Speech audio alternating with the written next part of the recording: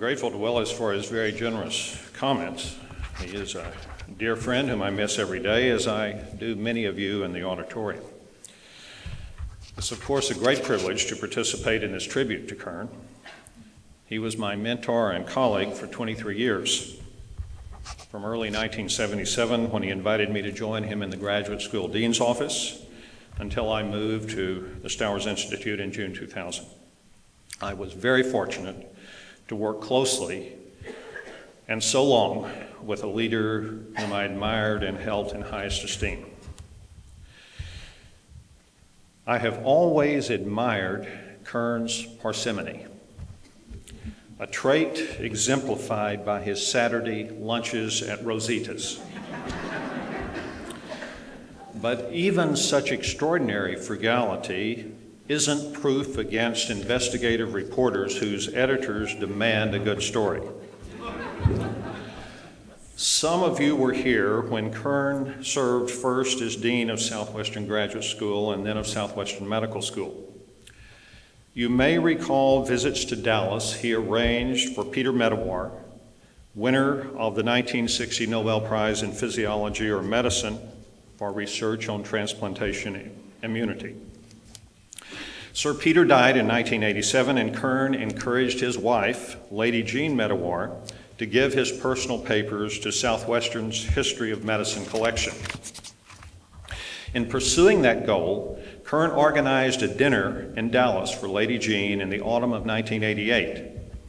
He chose the private dining room at the mansion on Turtle Creek, where Chef Dean Fearing, a personal friend, presided over the restaurant. Dean helped Kern select a fixed-price menu to ensure that the cost per guest would fit within institutional guidelines. Wine, however, posed a problem. The costly varieties stocked by the mansion could easily exceed the limit for meal expenses. With difficulty, Kern talked Dean into an arrangement without precedent at the mansion. Kern would bring his own wine so that nothing from the mansion cellar would be consumed. However, the management of the mansion insisted on charging a corkage fee of $50 for opening and serving the bottles. Kern donated quite good Dellinger Chardonnay from Marnie's Cousin's Vineyard in Sonoma County. Lady Medawar enjoyed superb cuisine and delightful wine. Thanks to the free wine, offset by the $50 corkage fee for the entire lot, the mansion bill came in well below the institutional limit for meal expenses. Fast forward a few months to February 1989. An investigative reporter at the Houston Chronicle published an expose of outrageous wine bills, hundreds of dollars per bottle incurred by MD Anderson physicians at Houston restaurants and reimbursed by the faculty practice plan. The reporter focused on MD Anderson, but he invoked the Freedom of Information Act to obtain reimbursement records for restaurant expenses from all UT medical institutions. Armed with this additional information, he ended his story with the following provocative tidbit.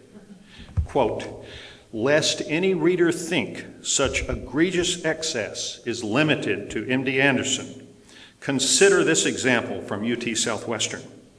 Last fall in Dallas, when Dr. Kern Wildenthal entertained an English noblewoman at the mansion on Turtle Creek, the corkage fee alone was $50.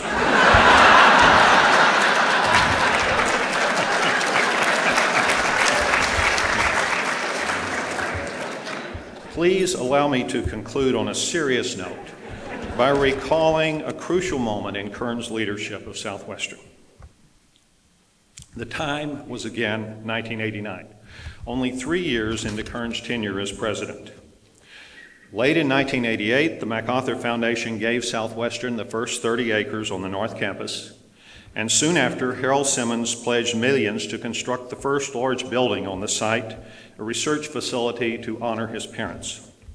Southwestern depended on the additional laboratory space represented by this building to sustain its ascendancy in the ranks of research-intensive academic medical centers. Otherwise, there was no space to accommodate growth, and the institution's bright future would be foreclosed. Southwestern was then and remains today a state institution, and construction of new campus buildings required approval of the Texas Coordinating Board for Higher Education, an agency whose board was appointed by the governor from the ranks of politically active individuals across the state. The deep economic downturn in Texas during the late 1980s led to a moratorium on all new construction at state universities. The chairman of the Buildings and Grounds Committee of the Coordinating Board refused to consider an exception for Southwestern. Kern invited the committee chairman to see the new MacArthur land grant, to learn about Harold Simmons' generous gift, and to understand how it would cost the state nothing to approve construction of the Simmons building while adding substantially to the Texas economy. The chairman was unmoved. Never in the history of the Coordinating Board had it approved a construction project without a positive recommendation from the Buildings and Grounds Committee. Suddenly, Southwestern's future seemed very bleak.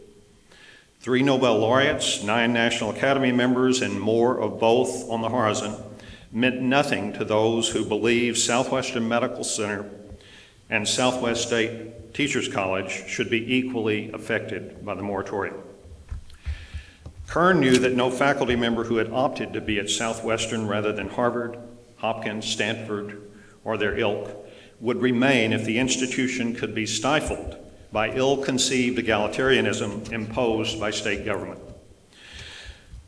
But just as Winston Churchill knew that defeat was unthinkable, Kern rejected the possibility that a state agency could destroy Southwestern's future.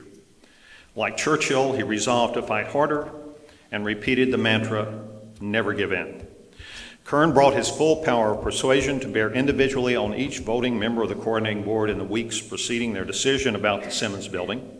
On the day of the vote, Kern addressed the board logically and eloquently, explaining why Texas' best hope for hosting a world-class academic medical center should not be sacrificed for an arbitrary rule of no real relevance to the situation at hand. The board debated the matter at length as Southwestern's future hung in the balance.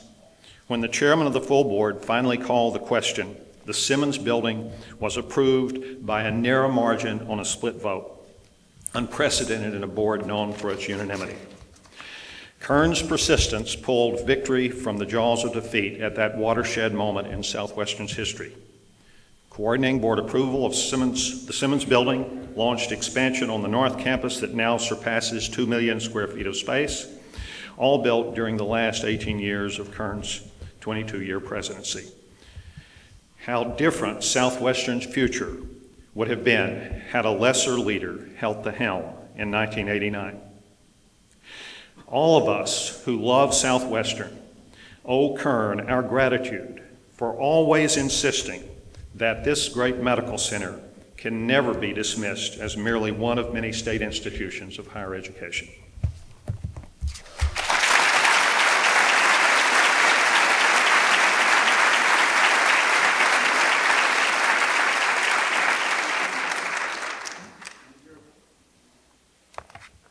Because Dr. Madry has reminded me that upon obtaining my law degree, I lost all powers of communication and speech, I'm glad that my role today is to share with you the words of my dear friend, Abby Freeman.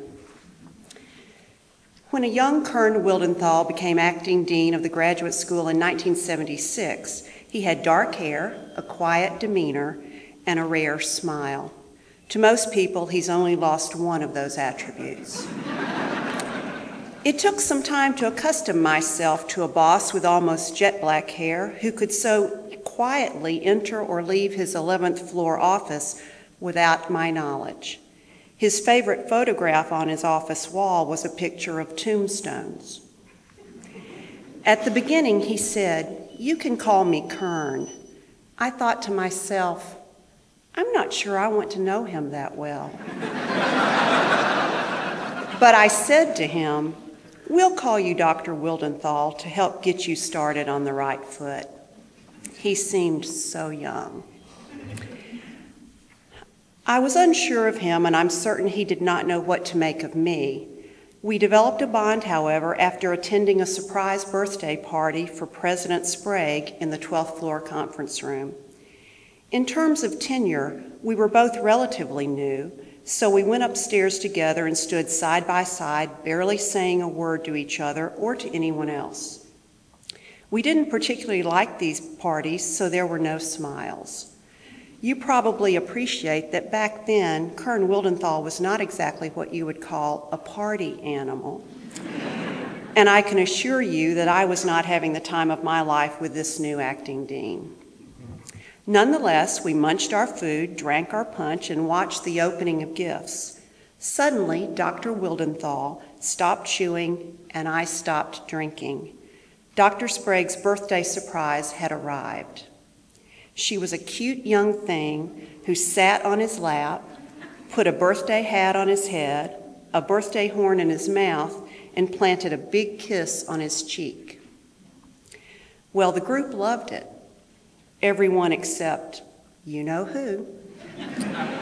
During the applause, the new acting dean leaned over to me and said, "If you ever do anything like that to me, I will fire you." In response, I said, "I hate surprises. If you ever do anything like this to me, you'll live to regret it." Now, most employment situations and relationships don't start with the use of the words fire and regret, but ours did, and I'd like to believe that it turned out well. Subsequent hires into Dr. Wildenthal's office got the message: no surprises. And definitely no surprises that involved party hats, birthday horns, or other similar risque behavior. Working together over the years, I probably contributed to some of the gray hair you now see, and despite my best efforts, the quiet demeanor remains, but believe it or not, there really are a few more smiles now than what we had in the beginning. Dear Kern, thanks for being a good friend and a mentor. You made a significant difference in my life, the lives of everyone at UT Southwestern, and the Dallas community. I'm so sorry that I'm missing this very special event, but I wish you and your family all the best. Happy retirement. Abby.